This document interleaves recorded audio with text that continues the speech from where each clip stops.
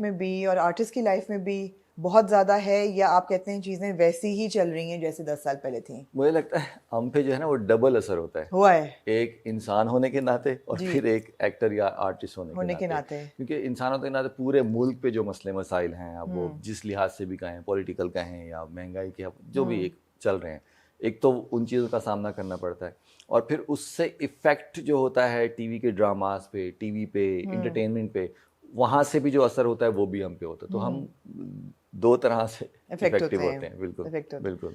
आप बड़े लकी हैं लेकिन कि आपने काशिफ निसार जैसे डायरेक्टर के साथ 3 प्रोजेक्ट पहले किए। कानों को क्यों नहीं, आप बताएं आपने कानों को क्यों हाथ कानों लगाया? को इसलिए हाथ लगाया, मैंने सुना है, मतलब यहाँ इतना वो है नहीं कि जब भी जितने भी हमारे बड़े, मतलब बड़ों से मुराद हम वाकई जिनको कबीर साहब हो जी गए, सुहेल अहमद जी साहब जी हो जी, गए, इनसे सुना है कि जब भी किसी टीचर का नाम आए ना तो आप कानों को हाथ हाथ लगाते थे। लगाए। हाँ तो वो एक होता था, वो एक रिवायत कह लें या अदब बिल्कुल कह लें या कुछ कह लें, तो बिल्कुल, वो एक हाथ से नहीं दोनों हाथों से। दोनों हाथों से। आपने तो उनके काशिफ साथ निसार जी। 3 ड्रामे पहले किए। पिछले साल हमने रकीब से देखा। इस साल आपने उनके साथ एक बहुत इम्पोर्टेंट ड्रामा जो कि टेलीविजन पे नहीं आया लेकिन ओटीटी पे बहुत पॉपुलर हुआ, मिसेस एंड मिस्टर शमीम, जी जिसकी पिछले साल आपने बात की थी, उसका नाम कुछ और था, जी है जी। ना? प्रेम प्रेम जोगी, पहले था मन जोगी। मन जोगी, मन जोगी मन नाम जोगी। तो उसको वो बन गया मिसेस एंड मिस्टर शमीम। उसमें आपका कैरेक्टर था खुर्रम साहब का, जो कि एक बहुत ही ग्रे कैरेक्टर और बहुत ही नापसंद करने वाला, है ना? कुछ बिल्कुल ऐसा। अनलाइकेबल सा कैरेक्टर, लेकिन बहुत ह्यूमन एलिमेंट भी था उस हाँ कैरेक्टर में। हाँ तो जिन्होंने देखा है वो फ़ौरन समझ गए होंगे कि जो बहन होती हैं जी शमीम की, उनके हस्बैंड का आप रोल करते हैं, और रोविंग आय भी है, कुछ लड़कियों की ठरक भी है, जी जी कुछ जी। बीवी के साथ भी जिंदगी के सारे रोब है। रंग हैं उसमें। जिंदगी के सब रंग, फनकार है पूरा, पूरा फनकार है, लेकिन एक ह्यूमन एलिमेंट भी है। तो क्या एक्साइटमेंट थी उस प्रोजेक्ट की, बिकॉज आपने काशिफ के साथ पहले भी काम किया हुआ है, और इसमें क्या क्या आपको फ़र्क लगा टेलीविज़न के लिए प्ले बनने में और ओटीटी के लिए बनने में? देखिए, दो तीन चीज़ें थी। एक तो सबसे पहले तो ज़ाहिर बताया काशिफ काशिफ निसार, फिर साजी गुल, बहुत अच्छे राइटर जी हैं वो, बिल्कुल। उनका वो लिखा हुआ था। उसके बाद था कि ओटीटी, मतलब थोड़ा सा आप, वैसे तो आजकल हर ड्रामा ही यूट्यूब पे और दुनिया भर में देखा जाता है, लेकिन फिर भी एक होता है कि इंटरनेशनली आपको देखा जाएगा, जी या वो चीज़ें जो हैं वो देखने वाला उसको किसी और माइंड से देखेगा कि टीवी की चीज़ नहीं है, अच्छा ये एक पोर्टल है, उसकी चीज़ है। जी और फिर उसमें थोड़ा सा जो टॉपिक्स होते हैं ना, वो टॉपिक्स होते हैं जो कि हम वैसे टीवी पे डिस्कस नहीं कर सकते या राइट नहीं दिखा सकते या नहीं बोल सकते। वहाँ थोड़ी सी आपको आज़ादी होती है कि आप जी उन टॉपिक्स को टच कर सकें, जी जो कि उसमें भी दिखाया गया। वो बिल्कुल। शायद अगर यहाँ की टीवी के लिए बनता तो शायद हम ना दिखा सकते, आप सेंसर समझते हैं कि पॉलिसी। सही है इस किस्म की रिस्ट्रिक्शन टीवी पे लगाना, कि दिखाना चाहिए था? मेरे ख्याल से, दिखाना क्योंकि चाहिए था। बिल्कुल नहीं, मतलब नहीं दिखा सकते, थोड़ा सा सेंसर पॉलिसीज़ वगैरह आप की वजह से। इसमें अग्री करते हैं? बिल्कुल, जो मतलब अगर हम उसको इस तरीके से देखें, जो हम टीवी पे देखते हैं ना वो हमारे बेडरूम में घुसा हुआ है। टीवी जो है ना हमारे बेडरूम में है। ठीक तो है, वो जब हम चला रहे हैं तो वो बच्चे भी साथ हैं, ठीक है, वो बड़े भी साथ हैं, वो ठीक है। ऐसे लोग भी साथ हैं जिनके साथ हम बैठ के शायद ऐसे टॉपिक डिस्कस नहीं करते, अदब की वजह से या लिहाज की वजह से, किसी वजह से। ठीक है। या अगर बच्चे जिनको हम चाहते हैं कि अभी वो ऐसी चीज़ें ना देखें, जब वो उनको शऊर आ जाए तब समझ सकें तब देखें।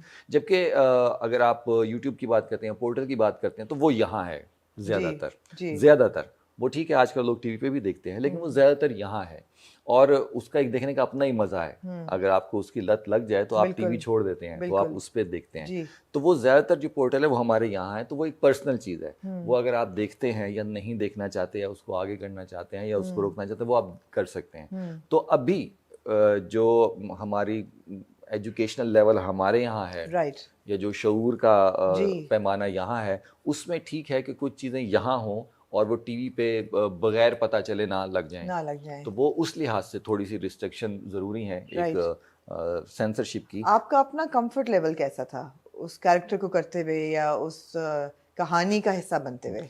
मैं जब भी, जो मेरी थोड़ी सी समझ है, वो मैं देखता हूँ कि अच्छा ये करेक्टर कहाँ से चला और कहाँ जा रहा है। जी बिल्कुल। ऐसे करेक्टर जो पहले सीन से ही बुरे हों और एंड तक बुरे हों और वो कामयाब हो जाएं, तो वो करेक्टर मैं नहीं करना चाहूँगा कि आप बुराई को कामयाब दिखा दें, ठीक है। या फिर आप अच्छाई को नाकाम दिखा दें। ठीक है। तो वो कुछ होना चाहिए, एक तो करेक्टर की कुछ जर्नी होनी चाहिए कि वो कैसे चल रहा है, कहाँ चल रहा है, उसमें उतार चढ़ाव कैसे हैं।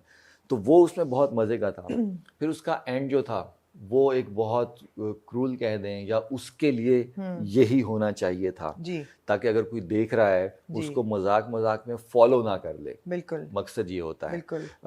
तो वो उसका वार्निंग भी मिल जाए। बिल्कुल बिल्कुल कि आप वो एंटरटेनमेंट के लिए, क्योंकि आप जब देख रहे होते हैं ना तो आपको कुछ चीज़ें किसी करेक्टर की पसंद आ रही होती हैं, किसी की नापसंद आ रही होती हैं, तो वो पसंद करते करते आप किसी नेगेटिव करेक्टर को अपने अंदर ऑब्जर्व ना कर लें। अच्छा जी मैं भी ऐसा करूँगी कि ये बहुत मज़े का है, ये मज़े का है, ये मज़े का, तो मैं भी ये ऐसा हरकत कर, अच्छी है, ये मैं ये करूँ। हाँ ये हरकत। तो इसलिए उसका अंजाम जो है ना वो ऐसा दिखाया जाए कि जिससे रुका जाए कि नहीं ये तो नहीं करना चाहिए, क्योंकि अगर इसका अंजाम बुरा हुआ तो इसका मतलब है बुरा बंदा था। तो वो थोड़ी सी चीज़ें देखनी पड़ती हैं कि एक करेक्टर में आपकी वजह से गलत मैसेज ना चला जाए।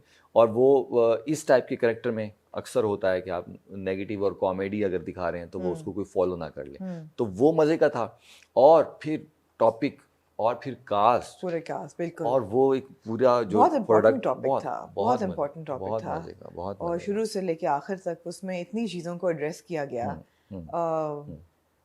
मगर फिर भी कुछ चीज़ें ऑब्वियसली नहीं, ओपन टू इंटरप्रिटेशन भी रह जाती हैं कि देखने वाला खुद समझे कि जी बिल्कुल दो लोगों की रिलेशनशिप असल में क्या थी या क्या था। बिल्कुल। खुर्रम जैसा कैरेक्टर करने के लिए आप कोई प्रेपरेशन करते हैं या कुछ आप पढ़ते हैं या कुछ लोगों को ऑब्जर्व करते हैं कि किस तरह ये डेवलप कैसे नहीं, होता है? आपको क्या लगता है मैंने 6 महीने अपनी बीवी को मारा होगा, पीटा होगा कि नहीं, मैं कैरेक्टर बना रहा हूँ, कैरेक्टर और उसे बना रहा हूँ। क्या कैरेक्टर ये बड़ा इंटरेस्टिंग हो गया। लेकिन अगर ऐसे तो फिर कोई अगर ऐसा अच्छा होगा एक्टर खुश, किसी की अच्छी मैरिड लाइफ ना हो फिर किसी अच्छे फिर तो, एक्टर की। और फिर हर बंदा ऐसे कैरेक्टर करना चाहता है। नहीं, लेकिन मेथड एक्टिंग होती है फिर भी, या लोग रोल में डल जाते हैं, या फिल्में ऐसी देखते हैं जिसमें ऐसे कैरेक्टर्स हों।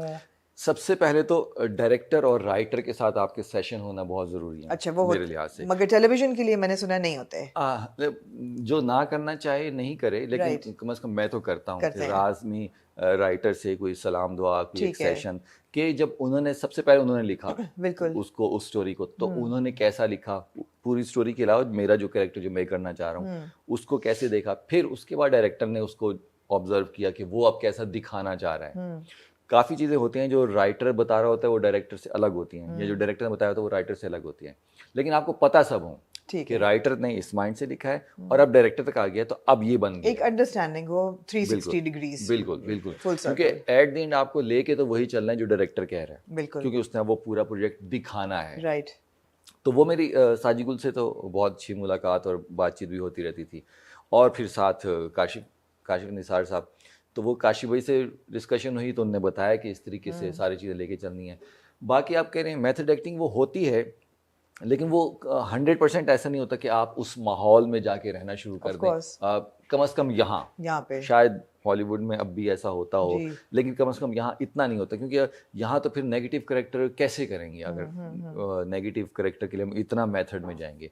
लेकिन उसके लिए वही होता है कि आपकी ऑब्जर्वेशन, मतलब जो कहा जाता है कि एक्टर का एक यहाँ जो होता है ना बैंक होता है, कि वो जो आप रोज़ाना रूटीन में चीज़ें पढ़ रहे हैं, देख रहे हैं, उठते बैठते आप रिश्तेदारों में, दोस्तों में, किसी ने कोई बात बताई, किसी ने कोई, उसमें से चीज़ें निकालते हैं। अच्छा अगर ऐसी सिचुएशन है तो अच्छा मैंने कहीं, और वो ज़रूरी नहीं होता कि आप उस वक्त सोचें कि मैं सोचूं कि अच्छा जी क्या, उस वक्त जो आप कर रहे होते हैं वो वही होता है जो आपने किसी से सुना, आपने कहीं पढ़ा या आपने कहीं देखा, आपकी सबकॉन्शियस में चला गया, सारी चीज़ें होती हैं। वो जहाँ वो रखा होता है वहाँ से चीज़ें निकलती हैं। फिर अगर उसमें कोई नोक पलक ऊपर नीचे करनी है, वो डायरेक्टर होता है कि नहीं ये ज़्यादा हो रहा है कि इतना इस हद तक नहीं जाएगा।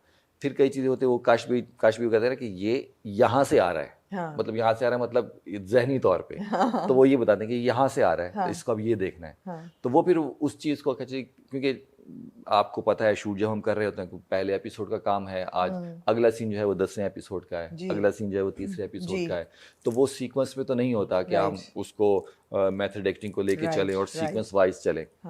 ये चीज़ थिएटर में तो बहुत हेल्पफुल होती है कि आप उसमें सीक्वेंस में चल रहे होते हैं सारी चीज़ें, लेकिन आप जब टीवी कर रहे होते हैं, फिल्म कर रहे होते हैं, उसमें सीक्वेंस से नहीं चल रहे होते।